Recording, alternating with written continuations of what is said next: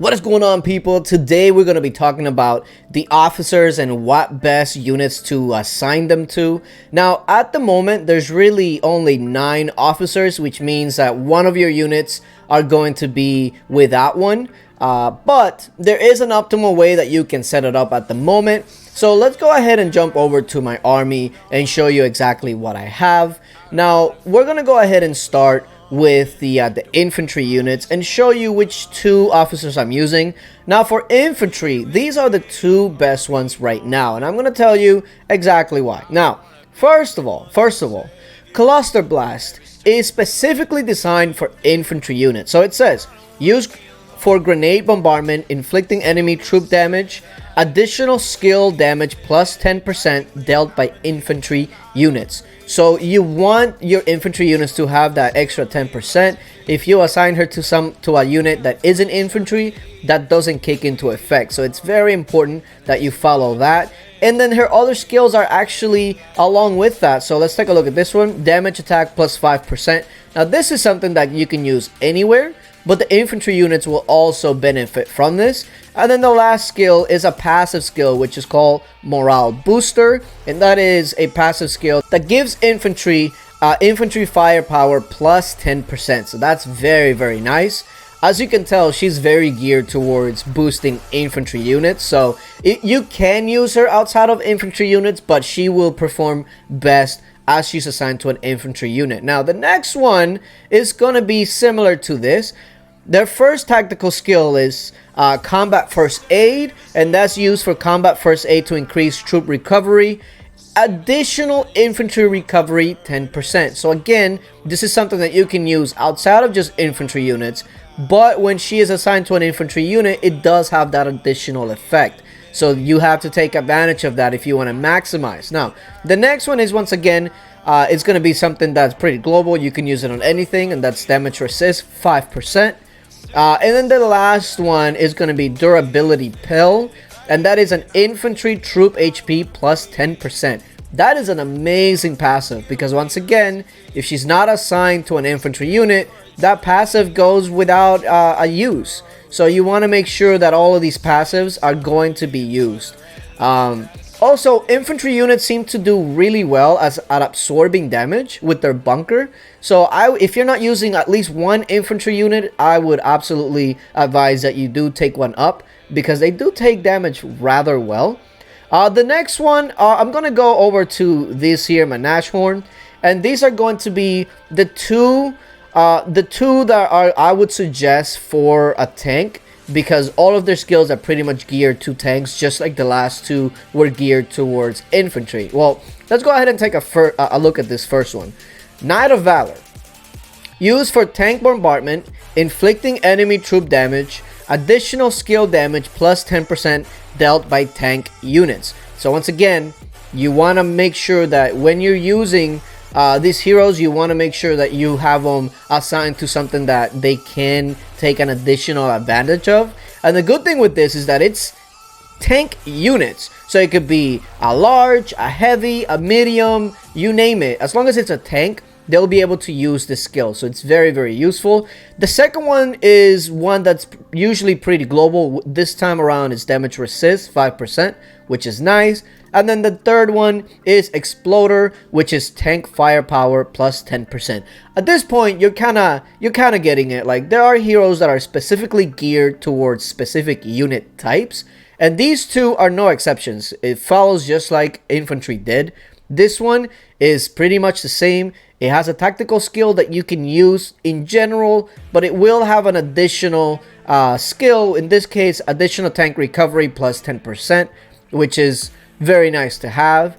The second one is the usual one that's used, that you can be using in any unit. And this one is troop damage plus 10% when attacking fortifications. And the last one is tank mods, tank troop durability plus 10%.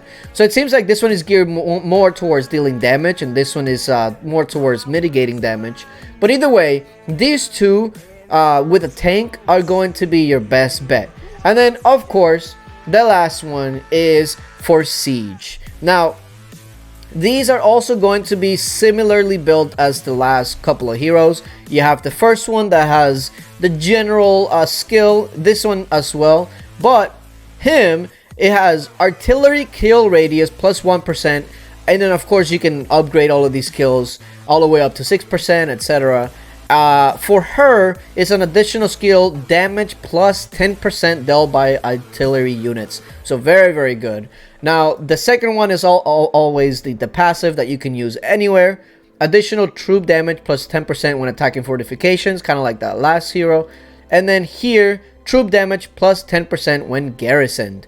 So it basically will make your artillery deal a lot more damage if they're garrisoned in your base. So which is something you should be doing to defend anyways. You don't want your troops being caught out of your base because they're usually easy pickings if so.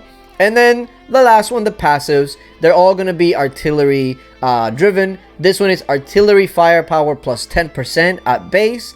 And then for her is going to be the same. So just by using these two heroes on this artillery, you get such a nice boost. I'm thinking it's probably a good like 20 to 30% when you factor in all the extra stuff that you get as well.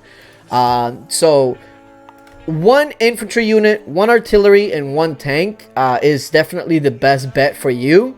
And then the last two you can kind of mess around with, because the last couple of heroes are not specific heroes like these last couple. And I'm going to show you what I mean by this. So on this one it says battle command. Percy inspires allied troops, inflicting enemy troop damage. Firepower plus 3%. Now that's what's important there. It says firepower plus 3%.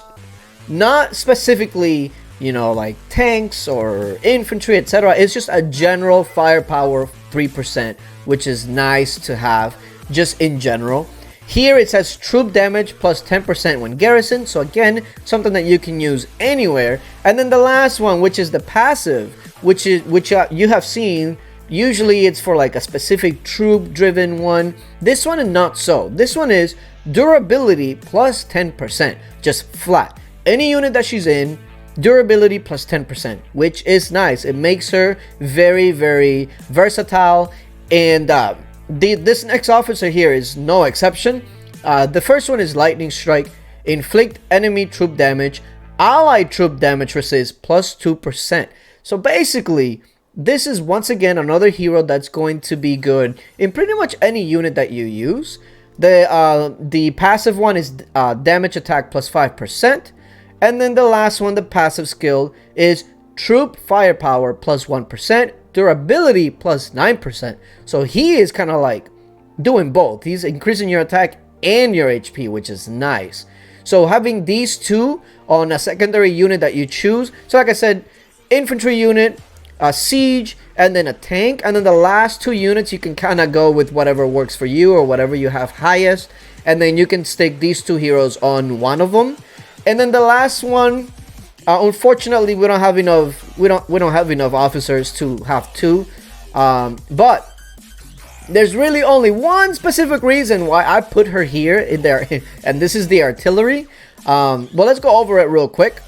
This one, it says prolonging target officer skill prep time by 1%, which is nice. It's something that any troop will be able to use. And in the flash bombing, it's also going to be helpful regardless. The passives is damage attack plus 5%, which is always nice. And then here is why she's basically here. Her passive is speed demon. Troop speed plus 3%. Now listen, if you know anything about the artilleries, they move so slow. Like, I mean, so incredibly slow. So I'm putting her there for now because that artillery is the one that I'm using as my 5th unit. When I go into the campaign, it's a pain. If you can help it, don't take artillery in the campaign because they move so slow. A lot of times it really throws everything off. But in general, that's what I would suggest. Go with one artillery, one infantry, one tank, and then the last two maybe go with whatever is your highest or whatever you prefer, and then go from there. As more heroes get released and more units, then this may change. But as of right now, this is the optimal setup for your troops, for your garrison, etc. But yeah, appreciate you guys for watching. Hopefully this was able to help you. Leave a comment down below if you have any other suggestions. But yeah, appreciate you guys for watching, and until later.